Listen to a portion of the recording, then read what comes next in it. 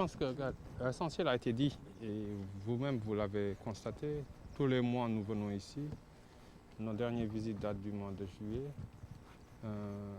pour voir l'état d'avancement de ce projet structurant, de ce projet si important pour les plus hautes autorités, projet conçu par le chef de l'État qui l'a confié au ministre en charge de l'eau qui a instruit la SONES pour le réaliser. Depuis 2 ans, nous y travaillons d'arrache-pied avec l'équipe de gestion du projet ainsi que toutes les entreprises y associées.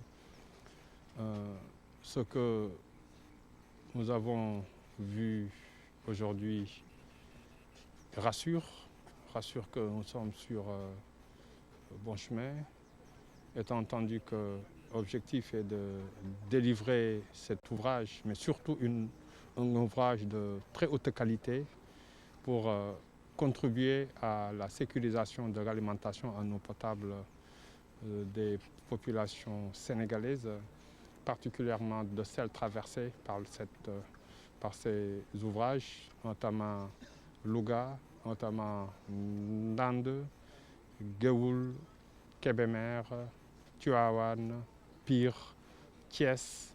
Mais la nouveauté ici, c'est que avec KMS3, la Petite Côte également sera alimentée par l'eau de Keur Momar et enfin Dakar et sa banlieue et sa large banlieue intégrant Rufisque, Bargny et l'ensemble des pôles urbains, y compris même le pôle de Daga-Kholba pour lequel M. le Président de la République vient de nous instruire dans le cadre du programme des 100 000 logements et apporter l'alimentation en eau potable. Notre sacerdoce, c'est dans les délais que cet ouvrage soit livré. Voilà, et nous pensons qu'il n'y a pas de raison qu'on n'y arrive pas.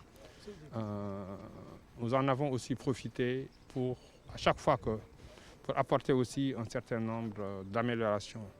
Aujourd'hui, 2 améliorations majeures sont notées. C'est au-delà de la sécurisation énergétique. Pourquoi sécurisation énergétique? Le coordonnateur du projet vous l'a dit, il y a une ligne haute tension. Cette ligne haute tension, c'est pour aller vers la vente en gros, c'est une autre échelle. Ça n'assure pas une autonomie parce qu'il suffit qu'il y ait une intervention par la SOGEV pour qu'il y ait une interruption.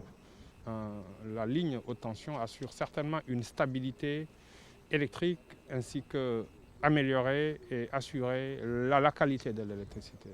Mais nous avions investi sur un groupe électrogène de secours pour assurer une certaine autonomie. Sur KMS 1, 2, 3. Sur toutes les usines réunies, on était avec KMS 3 à 50%. Aujourd'hui, nous avons décidé de passer à une haute échelle pour aller à 100% d'autonomie afin que nous ne fassions courir aucun risque en termes d'interruption dans l'alimentation en eau potable des populations.